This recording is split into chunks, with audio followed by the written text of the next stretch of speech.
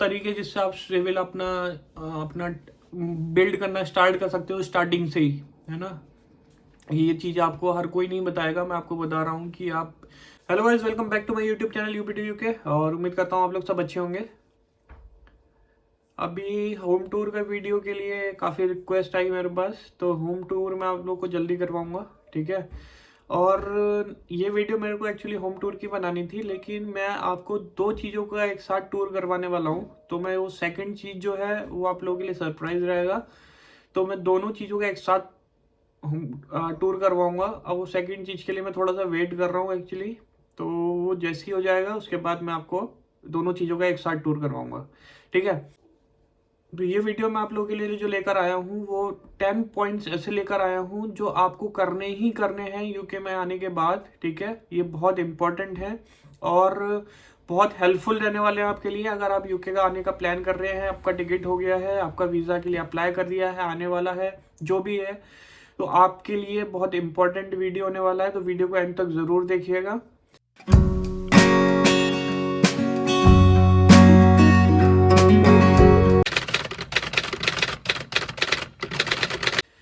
जो मेरे चैनल पे फर्स्ट टाइम आया उनको बता दूं, मेरा नाम विवेक मसीह है, मैं यूपी इंडिया से बिलोंग करता हूं, अभी इस टाइम यूके में हूं। गाइस, मैंने आप लोगों के लिए एक टेलीग्राम चैनल भी बनाया हुआ है जिसमें मैं स्पॉन्सरशिप जॉब्स पोस्ट करता हूं, डेली पोस्ट करता हूं। तो आज ही जाके टेलीग्राम चैनल को चेक कीजिए, लिंक मैंने डिस्क्रिप्शन में डाल दिया है और उसका लिंक मैंने कमेंट्स में भी पिन कर दिया है। तो गाइस चलिए टॉपिक पर आते हैं। तो यूके में आने के बाद सबसे पहले लोगों को यही सब, जब मैं भी इंडिया में था तो सबसे पहले डाउट यही दिमाग में ही चलता रहता था, कैसे क्या करना है, कहाँ पे सबसे पहले की चीज़ क्या क्या करनी है। तो अब क्या होता है कि बहुत ढेर सारे यूट्यूबर्स वीडियो बना देते हैं, तो आपको आइडिया लग जाता है कि कौन सी चीज़ क्या करनी है यूके में पहुँच के।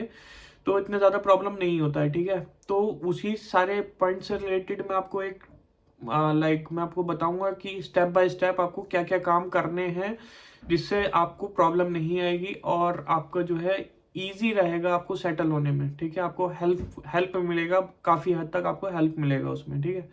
नंबर 1 लिस्ट में जो है, मेरी 10 पॉइंट की लिस्ट में नंबर 1 जो है वो है सिम कार्ड, ठीक है। क्योंकि यूके में आने के बाद मोस्ट इंपॉर्टेंट थिंग होती है कि लोगों से कनेक्ट होना, ठीक है। लोगों से in the sense family member से, या यूके में अगर आप जॉब के लिए अप्लाई करोगे तो अपना कॉन्टैक्ट नंबर डालोगे उसमें भी, ठीक है।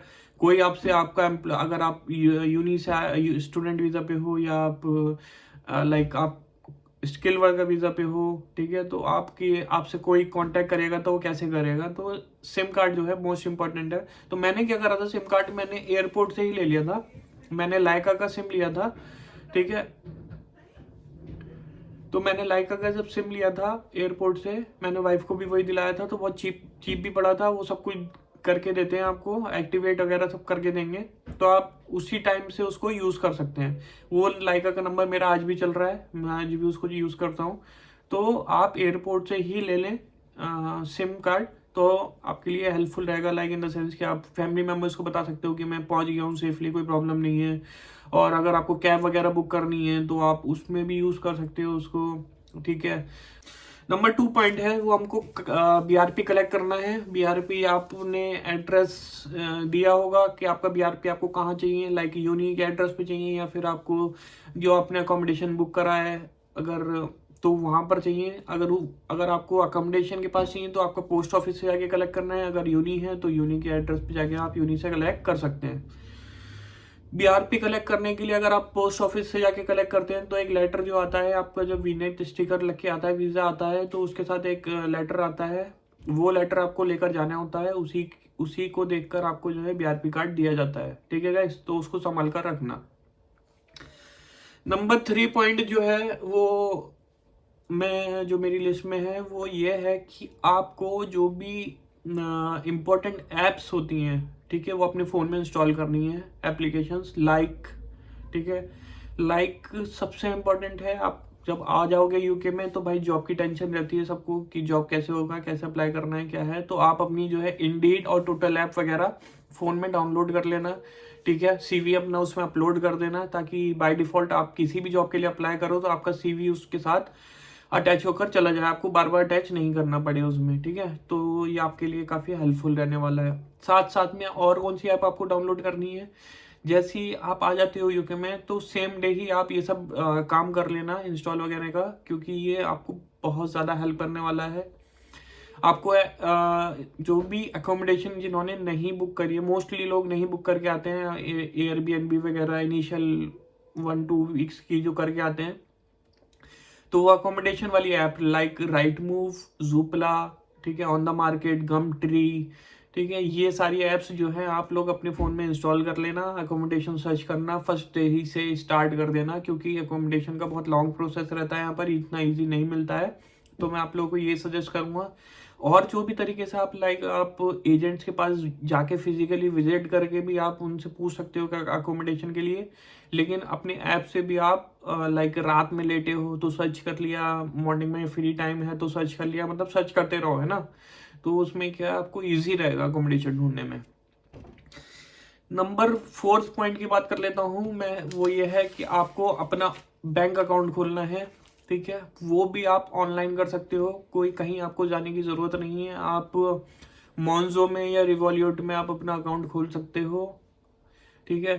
और अगर आपको फिजिकल बैंक में जाके अकाउंट खोलना है किसी भी फिजिकल बैंक में, तो फिर वो आपको बीआरपी और अपना आपका पासपोर्ट, और अगर आप स्किल्ड वर्कर वीज़ा पे हैं तो आपका एम्प्लॉयर का लेटर भी चाहिए होगा कि हाँ भाई हमारे यहाँ काम करता है। अगर यूनी से हैं तो वो फिर वहाँ का भी आपको लेटर मांग सकते हैं, ठीक है। वो डिपेंड करता है बैंक टू बैंक।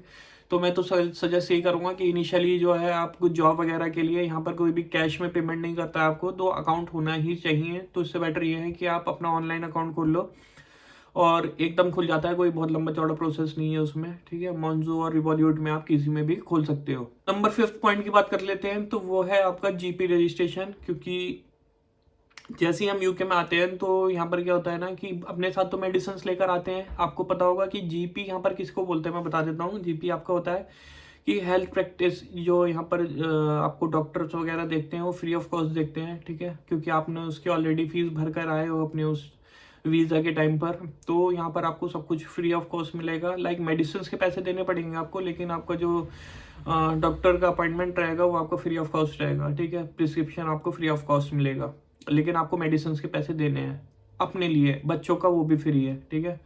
तो मैं आप लोगों को सजेस्ट करूंगा कि जीपी का रजिस्ट्रेशन जैसे आपको टाइम मिले जीपी का रजिस्ट्रेशन करवा लेना अपने नियरेस्ट हेल्थ सेंटर में जाकर। आप गूगल में टाइप करोगे जीपी रजिस्ट्रेशन नियर मी, तो आपको दिखा देंगे कौन कौन से हेल्थ सेंटर आपके पास में है, ठीक है। तो वो अपने नियरेस्ट जो भी आपका रहेगा वहाँ पर जाके रजिस्ट्रेशन कर लेना। वो मैं इसलिए बोल रहा हूँ क्योंकि आप जैसे यूके में आते हो तो यूके का वेदर थोड़ा डिफरेंट रहता है, तो बहुत सारे लोगों की तबीयत खराब हो जाती है। और स्पेशली मैं उनको रिकमेंड करूँगा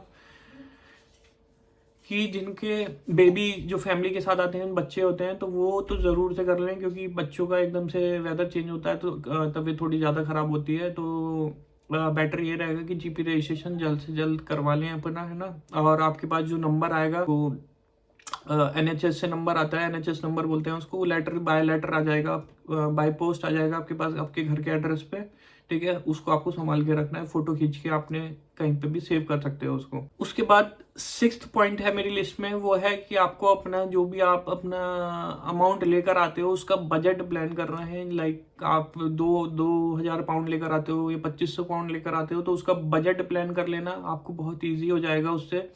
मैं इसलिए ऐसा बोल रहा हूँ क्योंकि लोग आते हैं तो यहाँ पर अगर प्लान नहीं करते हैं तो उनको समझ में नहीं आता। सबसे पहले आपको अकोमोडेशन अगर नहीं ली है आपने, तो अपना अकोमोडेशन का जो है अमाउंट स्पेसिफिक, लाइक आपको अगर 1 बेड चाहिए 2 बेड चाहिए, तो उसके अकॉर्डिंग आपको डिपॉजिट के साथ अलग रखना है पैसा, है ना। उसके बाद फिर आपको ग्रोसरी के लिए उतना अमाउंट, क्योंकि आती तो आपकी इनकम शुरू नहीं हो जाएगी, जॉब लगेगी। उसके बाद कोई वीकली पे करता है, कोई आपको मंथली पे करता है, तो एक मंथ का मान के चलो पूरा आपको सेटअप मतलब अपने पास से ही खर्च करना है ना सारे पैसे। तो इसलिए मैं आपको यही सजेस्ट करूंगा कि आप जो है बजट बना लो कि मैं अपना ट्रांसपोर्टेशन में इतना खर्च करूंगा और मेरे को ग्रोसरी का इतना रखना है अपना बजट, और ठीक है। शॉपिंग वॉपिंग आप लोग अवॉइड करना, मैंने लिस्ट बना दी है क्या क्या लेकर आना है, तो बेटर ये है वो सब चीज़ें लेकर आओ ताकि आपको यहाँ पर आके शॉपिंग नहीं करना पड़े, है ना। जैकेट्स वगैरह और शूज़ वगैरह ये सब आप लेकर आइएगा इंडिया से, तो आपको जो है, क्योंकि शुरू में आओगे तो हर चीज़ आपको एक्सपेंसिव लगेगी, यहाँ पर बजट भी आपका बिगड़ सकता है उससे। तो मैं यही सजेस्ट करूँगा आपको कि फालतू चीज़ें शुरू में अवॉइड करना शॉपिंग वगैरह का, ठीक है। 7th पॉइंट की बात कर लेता हूँ। तो मैं आप लोग से 7th पॉइंट ये है कि आपसे रिक्वेस्ट करता हूँ कि आप लोग जो भी एरिया में आते हो, लाइक लंदन में आते हो, बर्मिंघम में आते हो, मैनचेस्टर में आते हो, अपने एरिया के जो भी FB और व्हाट्सएप ग्रुप होते हैं उसमें ज्वाइन हो। लोगों को अगर आपको कुछ पूछना है तो उस ग्रुप में आपने पूछ लिया। Like Indian community, Asian community जो होती है बहुत हेल्प करती है इन सब चीज़ों में। यहाँ पर जो ऑलरेडी होते हैं उनको पता होता है कैसे क्या है, ठीक है।